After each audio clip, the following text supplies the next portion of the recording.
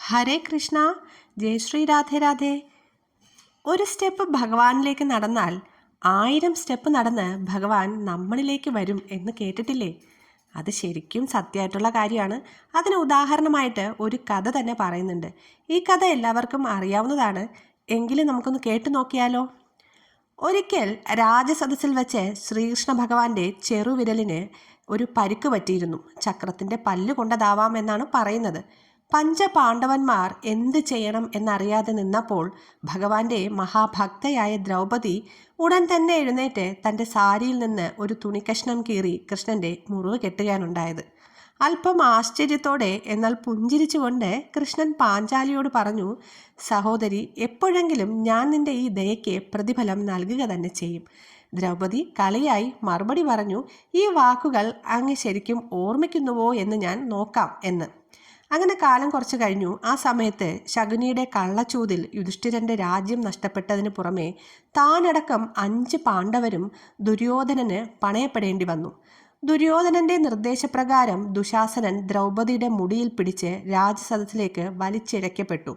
ദ്രൗപദി എല്ലാവരോടും തൻ്റെ മാനം രക്ഷിക്കാൻ ആത്മാർത്ഥമായി അപേക്ഷിച്ചു. ധർമ്മം ശക്തിയുള്ളവൻ ചെയ്യുന്നതാണ് എന്ന് ഭീഷ്മർ പറഞ്ഞു. ഒരു നേരത്തെ ഭക്ഷണത്തിനായിട്ട് ഭക്ഷണത്തിൻ്റെ അപേക്ഷയുമായി കൊട്ടാരത്തിലെത്തിയ ദ്രോണർ പിന്നീട് കുരുവംശത്തിൻ്റെ ആചാര്യനും ഗുരുവുമായെങ്കിലും അദ്ദേഹത്തിൻ്റെ വാക്കുകൾക്ക് പരിധിയുണ്ടായിരുന്നു. കർണന് ഈ അനീതി നിർത്താൻ കഴിയുമായിരുന്നിട്ട് കൂടെ അദ്ദേഹം ദ്രൗപദിയെ അഭിസാരിക എന്ന് വിളിച്ച് അധിക്ഷേപിക്കുകയാണ് ഉണ്ടായത്. നിസ്സഹായരായ തൻ്റെ ഭർത്താക്കന്മാർ തലകുനിച്ച് നിൽക്കുമ്പോൾ പാഞ്ചാലിയുടെ ഹൃദയകമലത്തിൽ കരുണാനിധിയായ കാർവർണ്ണൻ നിഴലിക്കുന്നു. ദ്രൗപദി പൊട്ടിക്കരഞ്ഞുകൊണ്ട്, ആപത് ബാന്ധവനായ കരുണാവാരിധേ, ഭക്തവത്സല കൃഷ്ണ, നിന്റെ പരമഭക്തയായ പാർശ്വതിയെ നഗ്നയാക്കി ഈ സദസ്സിൽ വച്ച് കൊല്ലാക്കൊല നടത്താൻ നീയും അനുവദിച്ചോ ഭഗവാനെ എന്ന് ചോദിക്കുകയുണ്ടായി. പെട്ടെന്നൊരു പ്രകാശം ആകാശത്തിൽ പരന്നു. പാഞ്ചാലിയുടെ ശരീരത്തിൽ വിശിഷ്ടങ്ങളായ പട്ടാംബരങ്ങൾ സ്വയം വന്ന് ചുറ്റിത്തുടങ്ങി. ദുശാസനൻ എത്ര അഴിച്ചിട്ടും അത് തീരുന്നില്ല. അവൻ അഴിച്ചിട്ട വസ്ത്രങ്ങൾ ഒരു കുന്നുപോലെയായി. അവസാനം ദുശാസനൻ ക്ഷീണിച്ച് പിന്മാറി. ഒരിക്കൽ തൻ്റെ ചേലയുടെ ഒരു കഷ്ണം ചീന്തിയെടുത്ത് കൃഷ്ണൻ്റെ വിരലിലെ മുറിവ് കെട്ടിയതിന് പകരമായി ഭഗവാൻ ഒരു ആപത്സന്ധിയിൽ ഒരു കുന്ന് വിശിഷ്ടമായ വസ്ത്രങ്ങൾ നൽകി തൻ്റെ ഭക്തയെ രക്ഷിച്ചു. തൻ്റെ ഭക്തയുടെ അപമാനം സ്വന്തം അപമാനമായി കണക്കാക്കുന്ന കൃഷ്ണൻ തൻ്റെ ഭക്തയെ കഠിനമായ അപമാനത്തിൽ നിന്ന് കൃത്യസമയത്ത് രക്ഷിക്കുകയാണ് ഉണ്ടായത്.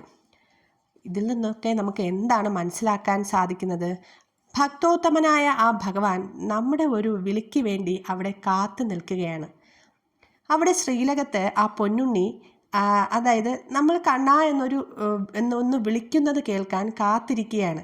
കാരണം അങ്ങനെ വിളിക്കാൻ നമുക്ക് തോന്നണമെങ്കിൽ നമ്മുടെ ഉള്ളിൽ ഭക്തി ഉണ്ടാവണം.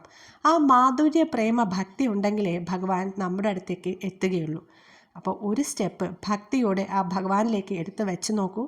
ഞാൻ എൻ്റെ അനുഭവത്തിലൂടെ പറയുകയാണ്. ആ ഭഗവാനെ കിട്ടിക്കഴിഞ്ഞാൽ പിന്നെ എന്താണ് നമുക്ക്? പരമാനന്ദം തന്നെയാണ്. അപ്പോൾ എല്ലാവരും ഭക്തിയോടെ കണ്ണൻ്റെ നാമങ്ങൾ ചൊല്ലൂ. രാധേ രാധേ.